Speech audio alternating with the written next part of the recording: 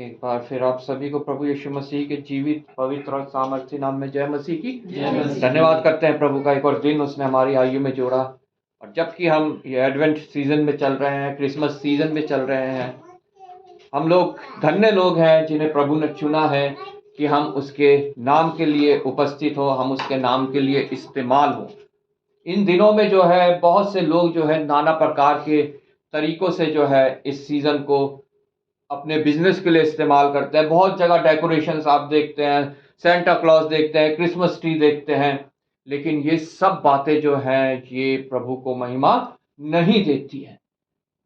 प्रभु को महिमा जो बातें देती हैं वो हम वचन में पढ़ते हैं। वो क्या क्या बातें हैं? वो सुहानी बातें, वो प्रत्येक मनुष्य की भलाई की बातें, और जो आत्मा के फल हमारे मसीही लोगों के अंदर होते हैं, वो सब बातें जो है मनुष्य जाति की भलाई की है और परमेश्वर को महिमा देने वाली है।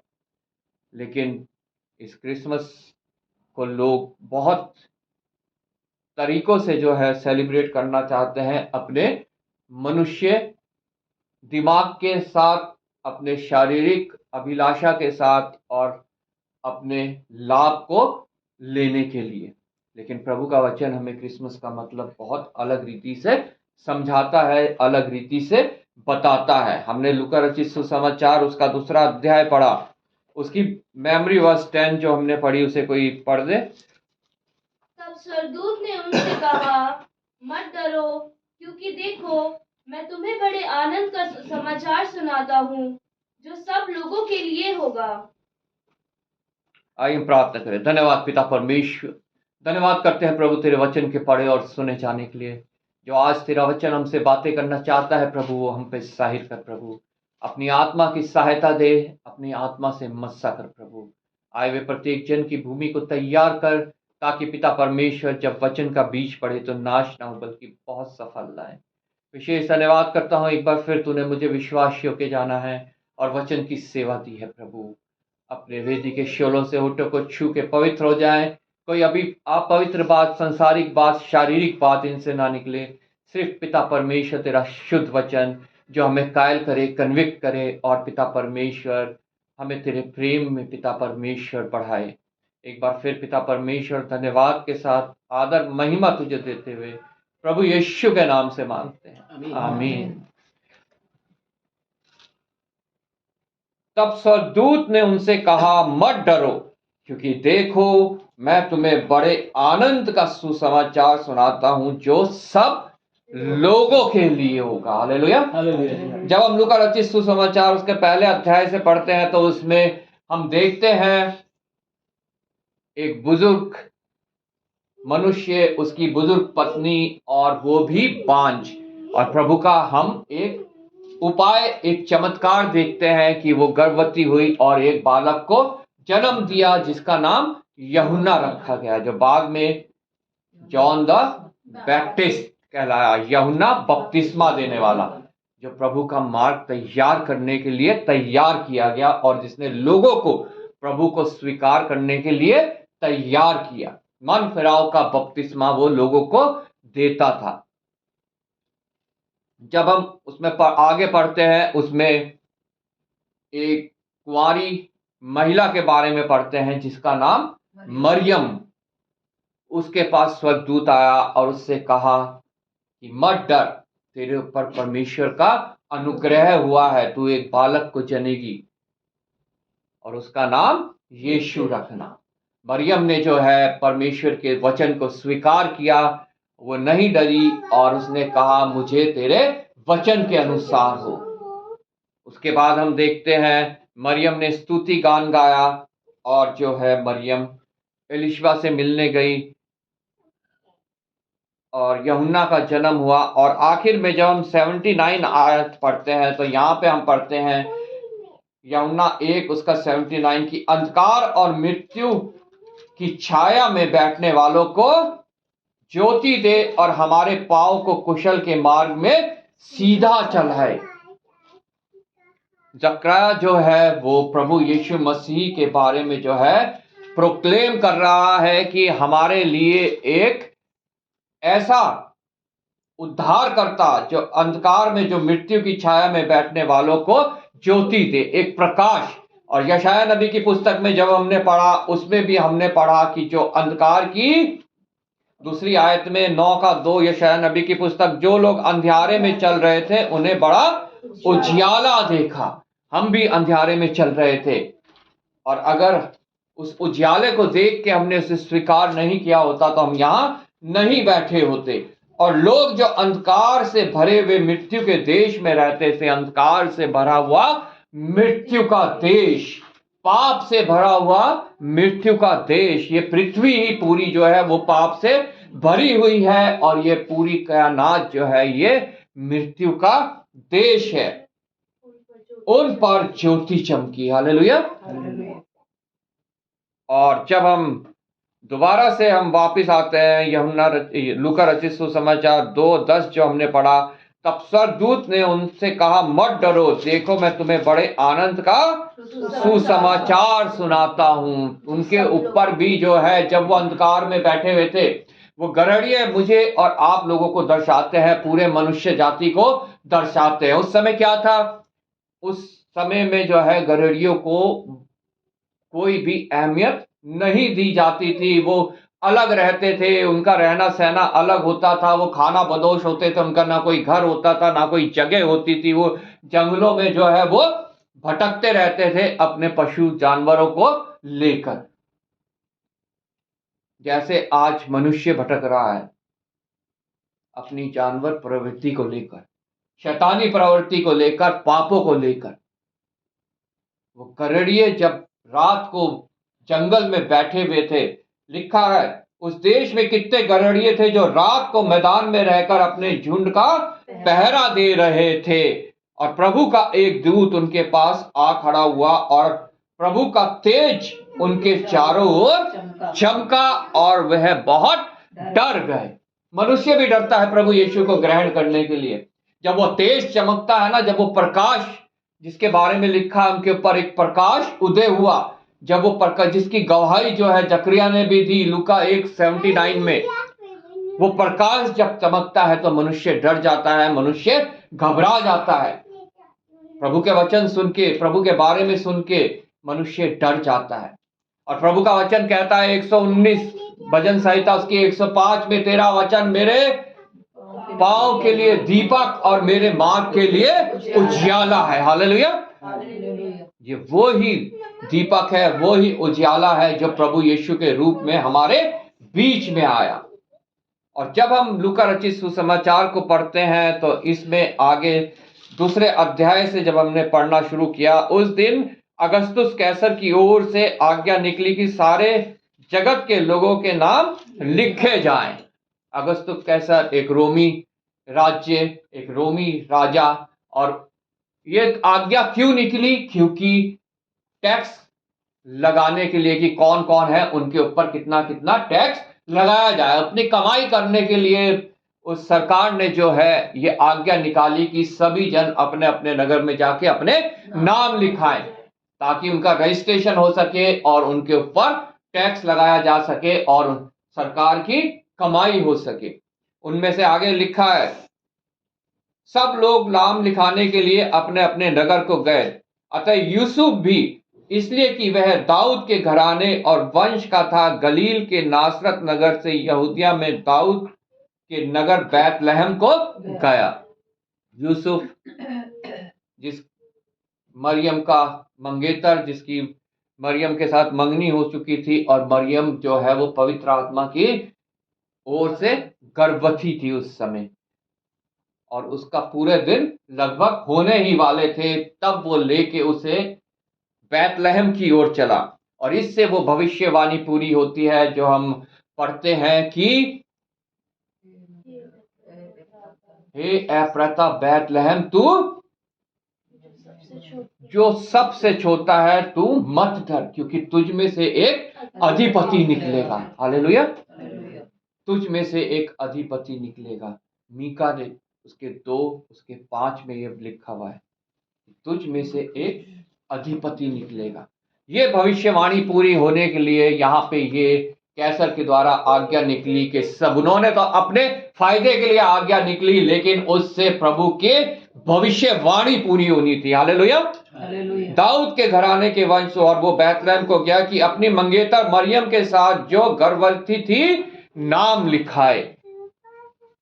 उनके वहां रहते हुए उसके जन्ने का दिन पूरे, जब वो वहां पे थे तो उसको जो है जन्ने का समय जो है उसका पूरा हो गया। प्रभु यीशु मसीह का इस पृथ्वी पे आने का समय हो गया। हालेलुया।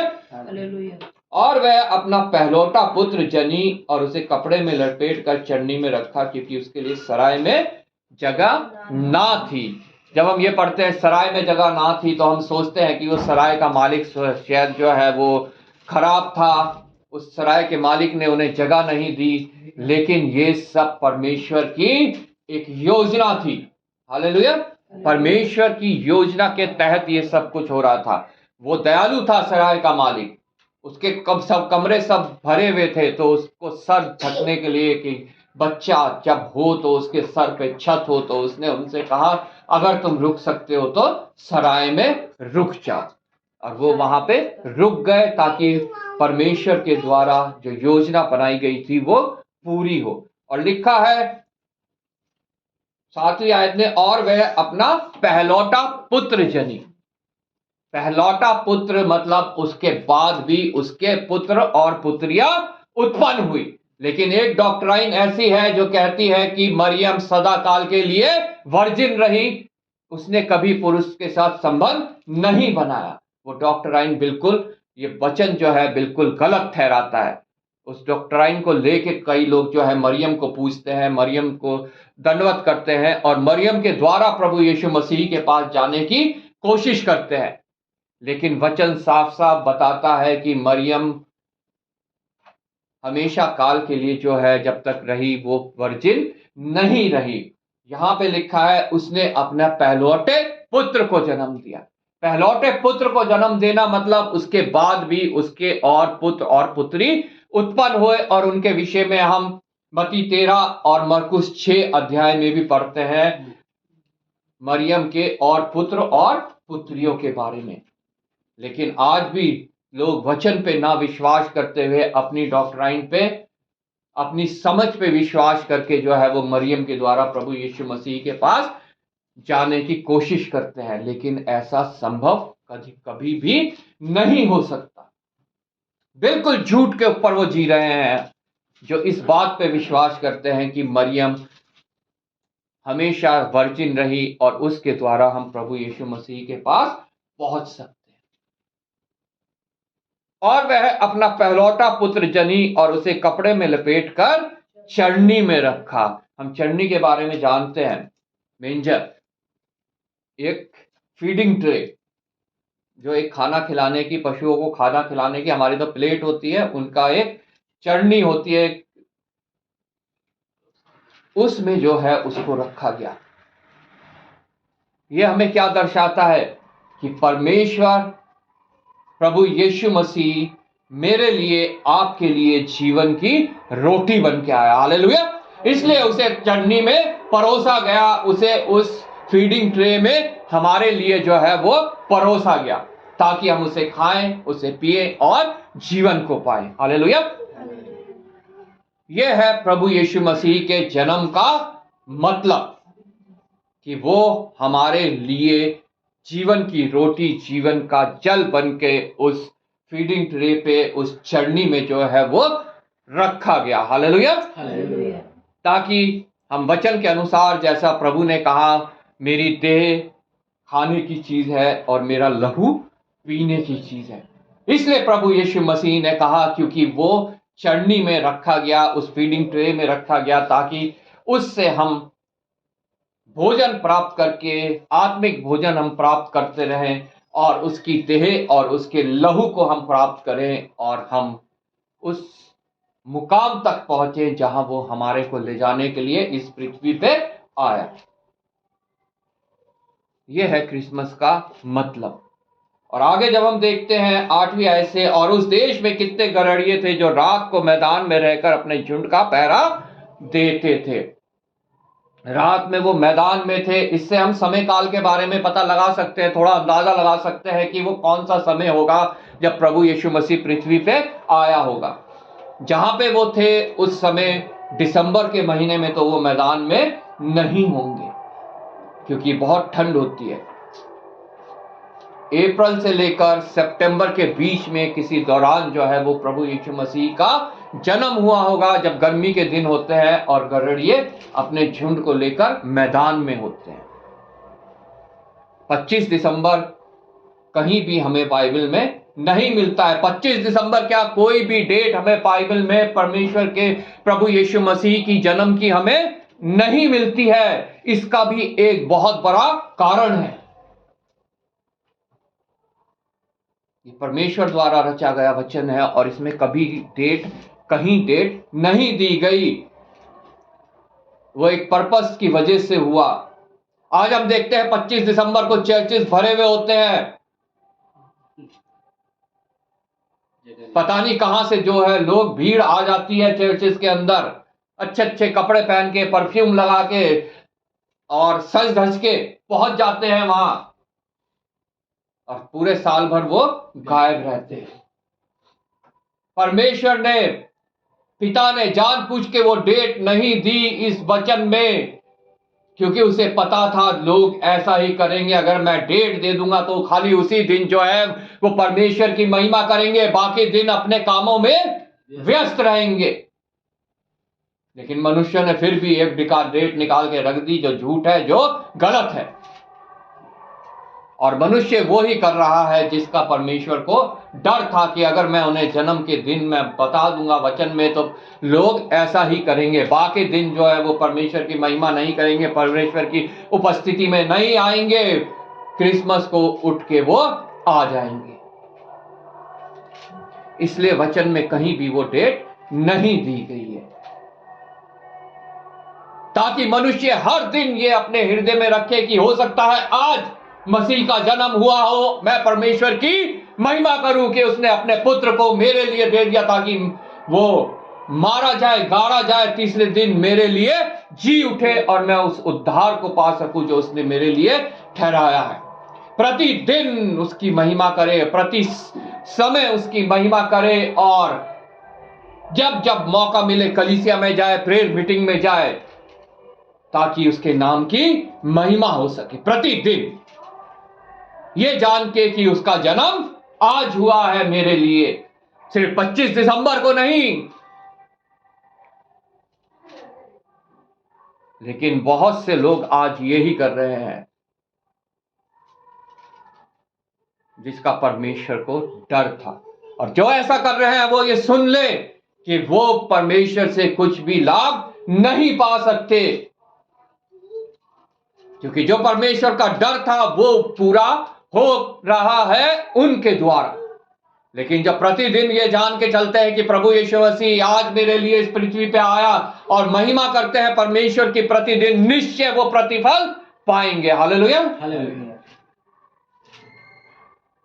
और उस समय क्या हुआ, और प्रभु का एक दूत उनके पास आ खड़ा हुआ और प्रभु का तेज उनके चारों ओर चमका और वह बहुत डर गए।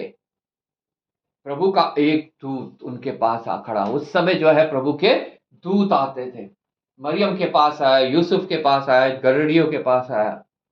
लेकिन आज परमेश्वर के दूत कौन है? मैं और आप।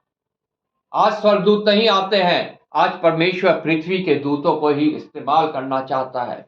और मेरे जीवन से क्या उसका प्रकाश दूसरों तक पहुंच रहा है? आज इस क्रिसमस के सीजन में, इस एडवेंट सीजन में हमें यह जांचना, यह जानना बहुत आवश्यक है। उस स्वर्गदूत के द्वारा परमेश्वर का प्रकाश उनके ऊपर फैल गया, उनके ऊपर उदय हुआ।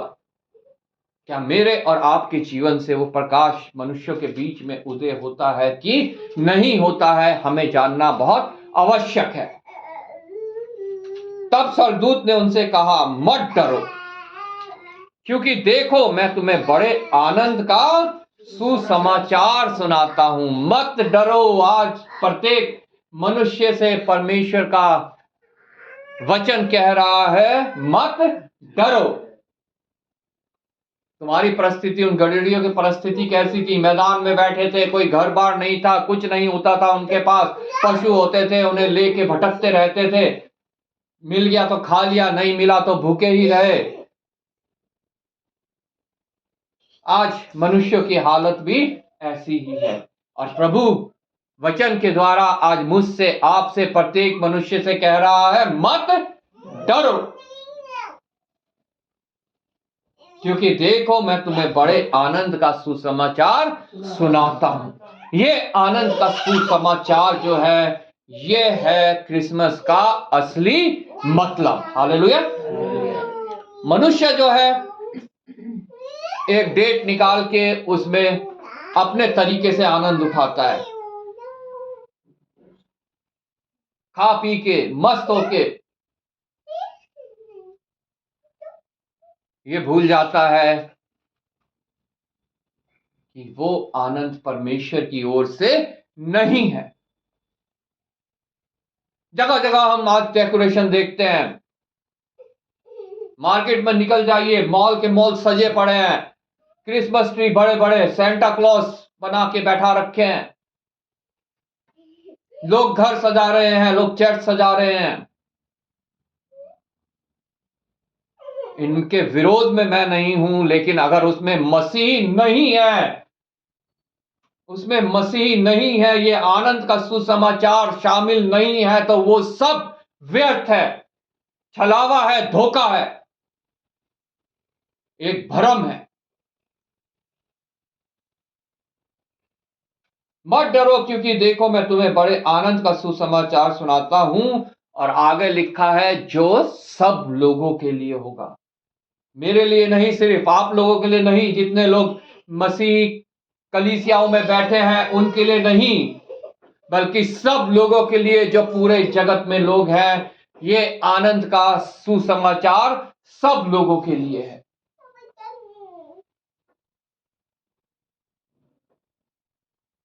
वो दूत सब लोगों के लिए सुसमाचार, उन गड़रियों के लिए नहीं लेके आया सिर्फ। आज जो हम यहां बैठे हैं, ये सिर्फ हमारे लिए नहीं है, ये सब लोगों के लिए है। और ये कार्य मेरा और आपका है कि इस आनंद के सुसमाचार को हम सब लोगों तक पहुंचाएं। हालेलुया।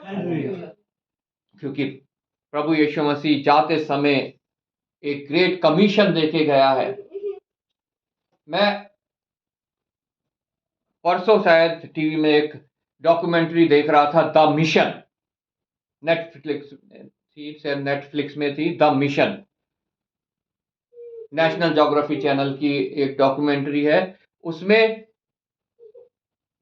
जॉन चौ के बारे में बताया गया, जो अमेरिकन मिशनरी था, इंडिया में आया और सेंटिनल आइलैंड में जाके वहां पे जो है वो वहां के आदिवासियों द्वारा मारा गया, जिसकी बॉडी तक नहीं मिली। उसके बारे में मैं वो देख रहा था। देखो कितना जवान, हर तरह से दक्ष, पढ़ा लिखा इंसान अपना सब कुछ छोड़ के आ गया, वो जवान, उस ग्रेट कमीशन को देख के कि वहां के लोगों ने प्रभु का वचन नहीं सुना है, मैं वहां जाऊंगा और उन्हें सुनाऊंगा। लेकिन वहां के लोगों ने उसे नहीं स्वीकार किया और उसे मार डाला।